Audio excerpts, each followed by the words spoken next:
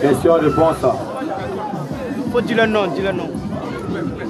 Allô, Chris. Comme je l'ai dit tout à l'heure, Question-réponse publique. Arrêtez les discours indirects. Comme je l'ai dit tout à l'heure, ici nous ne faisons pas de débat. C'est ça. Ici on vient exposer. Arrêtez les discours indirects. On ne se moque pas de Dieu. Je vais te donner le micro, tu vas poser ta question. Si vous parlez, vous vous éloignez un peu.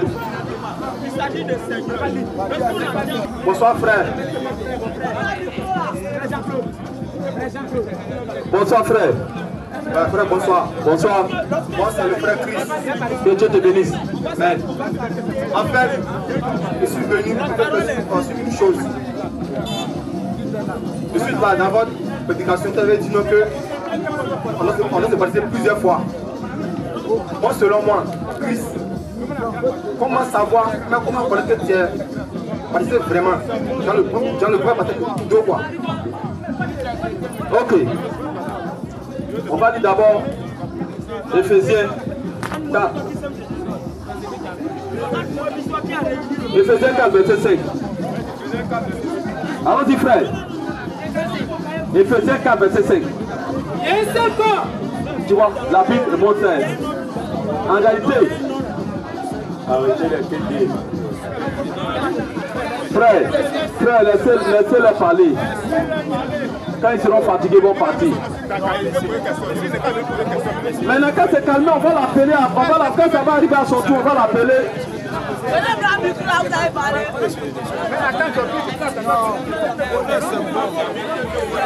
Vraiment.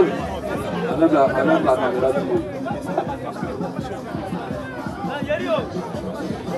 Écoute ici, frère. Écoute ce que l'Écriture dit ici. Il y a en réalité un seul baptême. C'est ça l'Écriture dit ici. Tant que tu n'as pas encore reçu ce baptême, tu dois reprendre ton baptême. Allons-y, frère. Éphésiens 4. Éphésiens 4. 4 à 6. 4 à 6. Il y a un seul corps. Il y a un seul corps. Un seul esprit. Un seul esprit. Comme vous avez été appelés. Comme vous avez été appelés. À une seule espérance. À une seule espérance. Par votre vocation. Par votre vocation. Il y a un seul Seigneur. La Bible dit il y a un seul Seigneur. Une seule foi. En réalité, il n'y a pas plusieurs seigneurs, mais il y a un seul Seigneur. Alors dis frère. Une seule foi. Il y a une seule. Un seul baptême. Alors doucement, il y a une seule foi.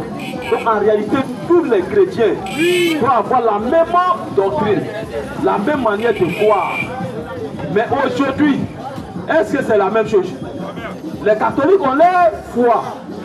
Les christianistes ont leur foi et ne voient pas Jésus. Les catholiques disent Sainte Marie, Mère de Dieu. Priez pour nous pauvres pécheurs. Il y a aussi les témoins de Jéhovah. Et ils disent Jésus n'est pas Dieu. Il y a les Mormons, il y a Vie Profond, il y a plusieurs églises. Or, Jésus dit qu'il y a une seule foi. Mais pourquoi il y a plusieurs fois? Question. Jésus revient bientôt, il vient prendre qui? Question. Tu comprends pas non? Donc en réalité, il y a une seule foi. Tant que cette foi-là ne s'est pas encore révélée à toi, tu n'es pas encore chrétien.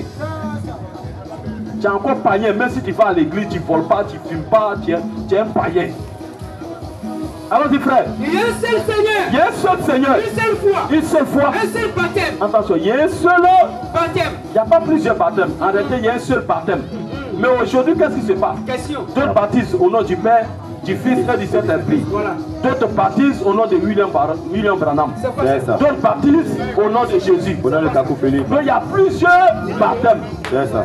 Mais tant que tu n'as pas encore reçu le véritable baptême dont par la Bible, tu n'es pas encore baptisé. C'est ça. Donc tu dois reprendre ton baptême lorsque le véritable baptême vient à toi. C'est ça.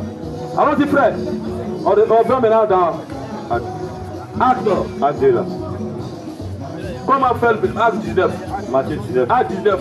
Acte 19 d'abord. Acte 19. Acte 19 premier. Acte 19 verset premier. Dès qu'Apollos était à Corinthe. Je vais te montrer dans la Bible que les gens ont repris leur baptême. Tant que tu n'as pas encore fait le véritable baptême, tu dois reprendre ton baptême. Alors dis frère.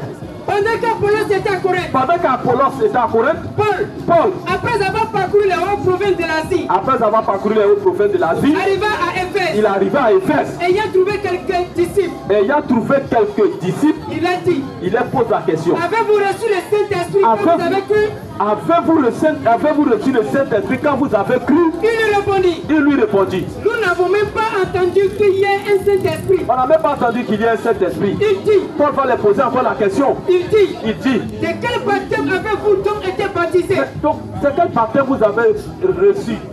Et puis vous n'avez pas reçu le Saint-Esprit. Paul est étonné, donc il leur pose la question. Et il répondit, Du baptême des Jean. Du baptême de qui? Jean. De Jean. Donc en réalité, Jean là, c'est lui qui a baptisé Jésus. Oui. Normalement, Paul devait dire, ah, non, vous avez été baptisé par les grands gens. Les grands gens même qui ont baptisé Jésus. Donc votre baptême là, c'est propre. C'est propre, oui. Écoutez ce que Paul va leur dire maintenant. Alors Paul leur dit. Jean a baptisé du baptême de repentance. Jean a baptisé du baptême de repentance. Disant au peuple. De croire en celui qui venait après lui. De croire en celui qui venait après lui. C'est-à-dire. En Jésus. Sur ses paroles. Il fut baptisé au nom de Jésus-Christ. Tu vois, ils ont repris leur baptême au nom du Seigneur Jésus-Christ. Alors, dit frère. Lorsque Paul les imposait les mains. Maintenant, lorsque Paul les impose les mains. Le Saint-Esprit vient sur eux. C'est maintenant le Saint-Esprit est descendu sur eux. Et il parlait en langue. Il parlait en langue et prophétisait. Donc le véritable baptême pour recevoir le Saint-Esprit et le pardon de tes péchés sont au nom du Seigneur Jésus-Christ.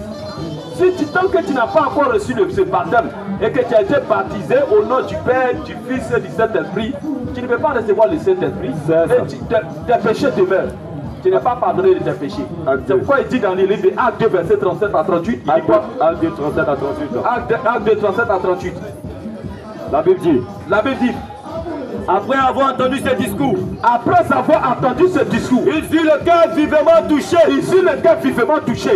Et il dit à Pierre et aux autres apôtres, oh frère, que ferons-nous? Qu'est-ce qu'on doit faire? Pierre leur dit, répentez-vous, et que chacun de vous soit baptisé au nom de Jésus-Christ. Maintenant, pourquoi le but? Pour le pardon de vos péchés, et vous recevez le don du Saint-Esprit. Car dans le baptême là, c'est fait au nom du Seigneur Jésus-Christ. Donc si tu as reçu un baptême qui n'est pas au nom du Seigneur Jésus-Christ, tu n'es pas encore baptisé. Donc tu dois reprendre ton baptême. Tu dois refaire ton baptême. Tu comprends un peu? Donc voici un peu la réponse. Que Dieu te bénisse. Question-réponse. En vérité, oui. Tous ceux qui sont dans les églises où il y a des mamans pasteurs, une femme qui prêche, elle est sous la malédiction. La femme n'a pas le droit de prêcher. Jamais. Toutes les femmes qui prêchent ici à Jaoui, elles sont possédées. Elles meurent. Elles vont l'enfer. En vérité, toi tu es une femme et tu portes un pantalon. Si tu mets ton pantalon, tu vas l'enfer. Toi tu es une femme, tu coupes tes cheveux. Si tu mets dans ça, tu iras à l'enfer. Venez ici à la repentance. Attention. Monsieur Gérard. Benjamin. Monsieur Benjamin.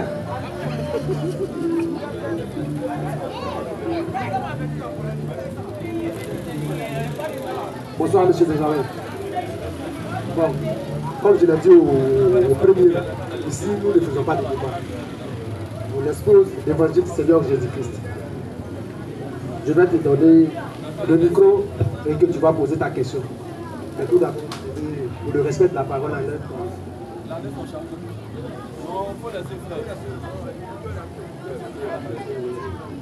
Donc, comme je disais, nous ne faisons pas de débat. Je vais te donner le micro, tu vas poser ta question. Et le frère en face va faire silence et va t'écouter. Mais lorsqu'il va répondre, tu toi tu diras silence et tu écouteras. C'est sûr. Bonsoir les frères. Bonsoir. Oui, c'est voir avec nous. Moi, ma question, c'est pas une question. Moi, je voulais savoir seulement la doctrine de Jésus. Ok, la doctrine de Jésus. Premièrement, écoute un peu la doctrine de Jésus. Matthieu 5, à partir du verset 43 à 48. Matthieu 5, 43. Voici la doctrine de Jésus. Vous avez appris Qu'il a été dit. tu aimeras ton prochain. L'autre ne peut pas ouvrir. Romains.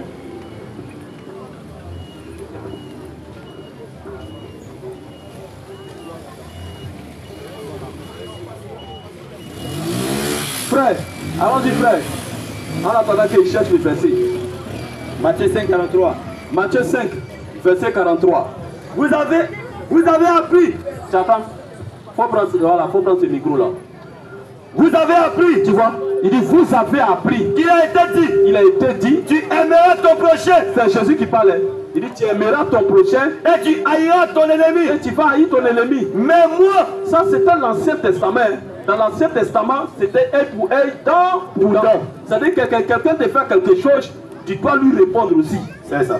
S'il t'aime, toi aussi tu l'aimes. S'il ne t'aime pas, toi aussi tu ne l'aimes pas. C'est ça. Mais Jésus vient et il dit, mais moi, je vous dis, aimez vos ennemis. Voici la doctrine de Jésus. Mais moi je vous dis, aimez vos ennemis. Bénissez ceux qui vous maudissent, Faites du bien à ceux qui vous haïssent, Et priez pour ceux, frère. Toi, où tu es là, tu peux pratiquer ça là. Ça vient un peu. Que Dieu te bénisse. Il dit, allons-y frère. Bénissez. Il dit bénissez ceux qui vous maudissent. Quelqu'un qui te maudit, qui te fait du mal, Jésus dit il faut le bénir. Voici sa doctrine. Faites du bien à ceux qui vous haïssent. Faites du bien à ceux qui vous haïssent. Et priez pour ceux qui vous maltraitent. C'est pour ça que le chrétien, le véritable chrétien, il est inoffensif. Un chrétien inoffensif, c'est ça. Il est présenté comme un agneau. Oui. Un agneau, un mouton, même si tu le dis là. Sans défaut. Où tu veux l'amener là, c'est là il va partir. Il va te suivre. C'est ça les chrétiens. Amen. Les chrétiens est sans défense, sans violence, inoffensif. C'est ça. Tu comprends un peu? C'est à cause de ça tu vas remarquer dans les autres religions là. Ils attaquent beaucoup les chrétiens. Oui. Ils les attaquent, ils les tuent. Tu ne vas pas voir, ils vont se lever pour faire par là. Si tu veux, il faut insulter Jésus. Jésus, il n'est pas Dieu. Il n'a pas été crucifié. Aucun chrétien ne va se lever avec bâton ou machette pour te combattre ou bien machette. Ils ne vont pas faire ça. Le chrétien ne va jamais faire ça. Jamais. Mais l'autre point, si tu dis que Allah n'est pas Dieu, Mohamed est un faux prophète, machette va sortir. C'est le sang. C'est-à-dire qu'ils n'ont pas cette vie de Jésus. Et quand ils vont plus loin, ils disent que Jésus était musulman. Jésus qui était musulman, il dit qu'il faut aimer ton ennemi. Il faut aimer ton ennemi. C'est ça l'amour. Ne vous vengez pas vous-même. Oui. À moi la vengeance, à moi la rétribution. C'est ça. Donc un chrétien ne peut pas aller défendre Jésus. Jamais. Aller faire par là. Non. Les chrétiens, c'est un homme quand il te voit chanter parler mal de Jésus. Au contraire, il se met à genoux. Il prie Dieu, Seigneur, ouvre les yeux.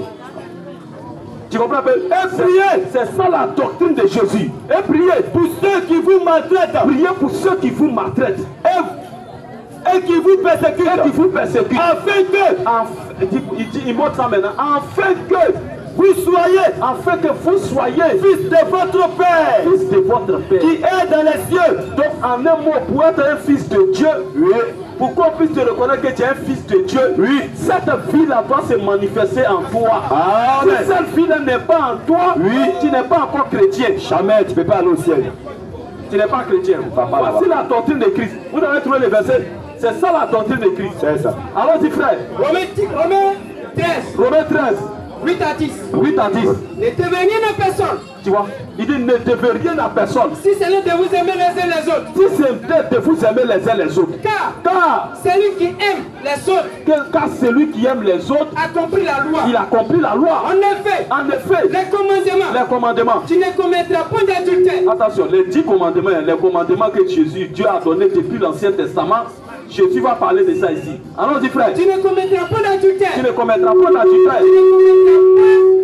Tu ne tueras point. Tu ne tueras point. Tu ne déroberas point. Tu ne dois pas dévorer. Tu ne convoiteras point. Tu ne dois pas aussi convoiter. Et ce qu'il peut y avoir encore. Allons-y frère.